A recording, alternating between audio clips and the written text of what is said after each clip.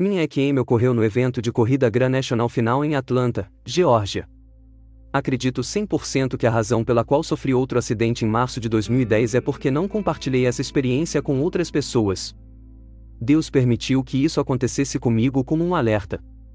Não só ganhei muitas informações, mas também tive uma grande mudança em minha perspectiva de vida. No autódromo, terminei no top 3 da minha região para a classe TH. Eu estava na primeira fila da corrida de motos e estava prestes a começar a descer uma ladeira descendente muito acentuada. Sem que eu soubesse, houve um enorme derramamento de óleo de um colega competidor explodindo sua embreagem na entrada da curva 3. Na segunda volta da corrida, tantos pilotos caíram lá, que eu pensei que a corrida seria interrompida, mas não foi. A desaceleração fez com que fosse necessário que eu acelerasse para recuperar o tempo.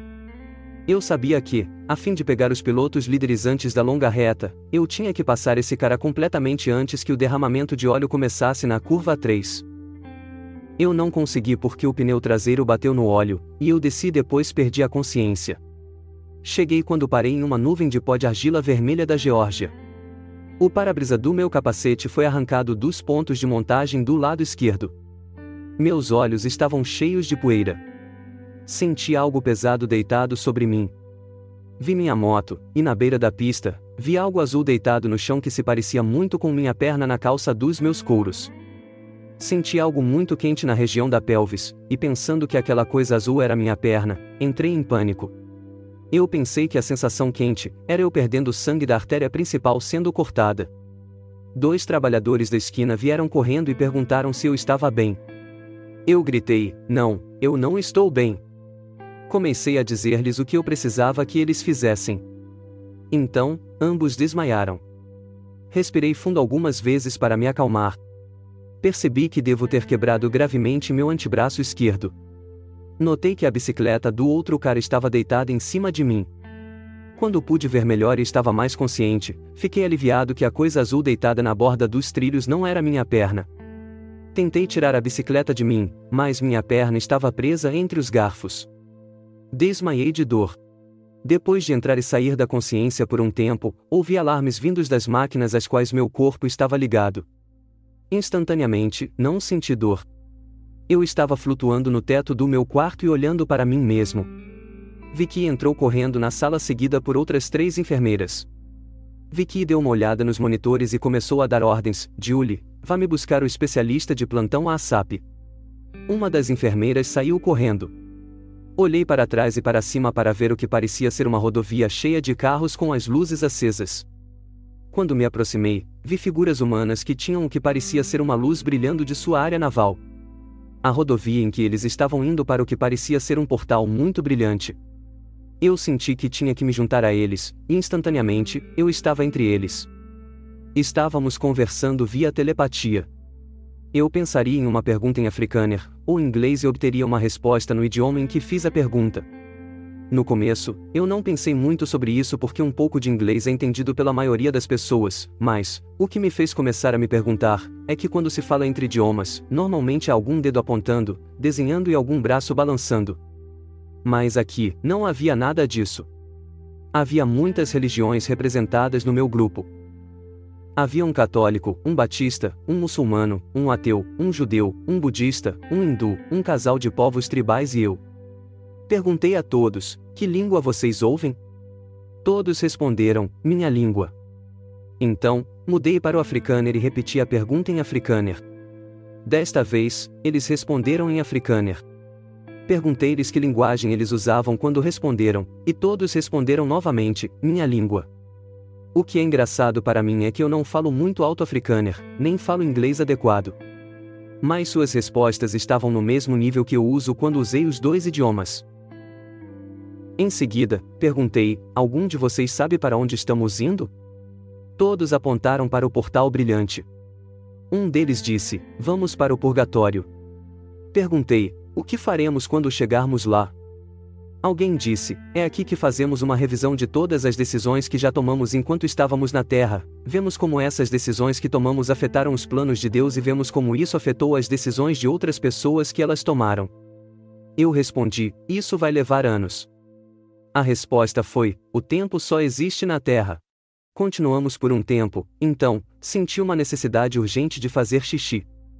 Havia o que parecia ser uma saída de área de descanso de uma rodovia, e eu senti que deveria levá-la. A área em que eu estava era muito escura.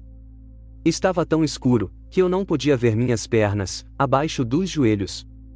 Olhei para cima e vi um rio muito largo, de fluxo rápido e profundo. Do outro lado do rio, vi o lugar mais bonito. Para mim, parecia um parque bem cuidado e mantido. Era muito mais bonito do que o que eu costumava ver quando criança nos acampamentos do Parque Nacional Kruger. Para minha surpresa, vi minha avó, que morreu 1 ou 2 anos antes de eu imigrar para os Estados Unidos, em junho de 1983. Comecei a entrar no rio para tentar chegar onde ela estava. Eu descubro quão forte era a correnteza, porque eu quase perdi o pé antes que o nível da água estivesse na metade das minhas pernas até a cintura. A corrente era tão forte assim. Minha avó me viu, mas só fez um gesto com o braço acenando para que eu fosse embora. Eu vi meu pai mais ou menos na mesma época que ele me viu. Ele havia morrido em um acidente de carro em dezembro de 1983.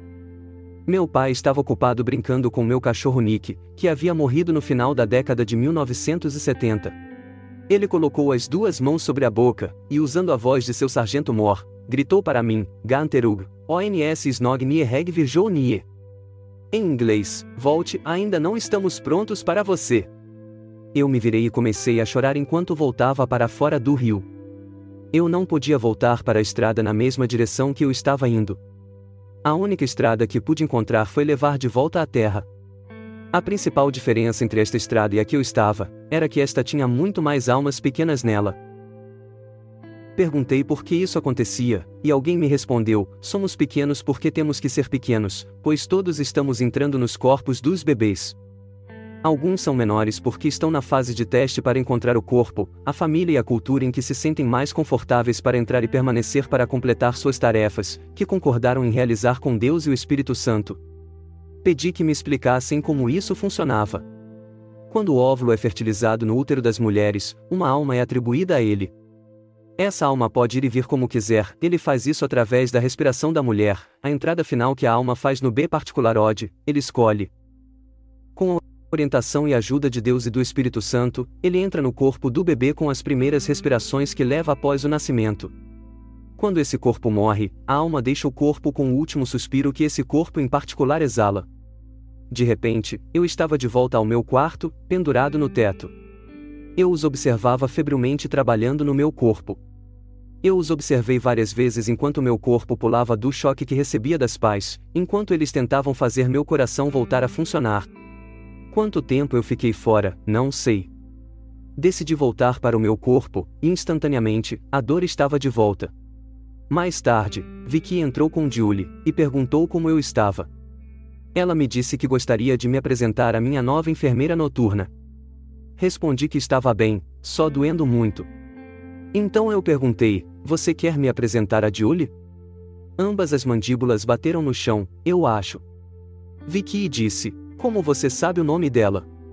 Seguido por Julie dizendo, eu não tenho nenhuma etiqueta de nome, e eu só vi você enquanto você estava de linhas planas. Contei-lhes o que aconteceu. Eu compartilhei minha experiência com muito poucas pessoas até o meu último acidente em 2010. Depois que saí de um coma de 3 meses, senti que tinha que compartilhar essa experiência de 1990.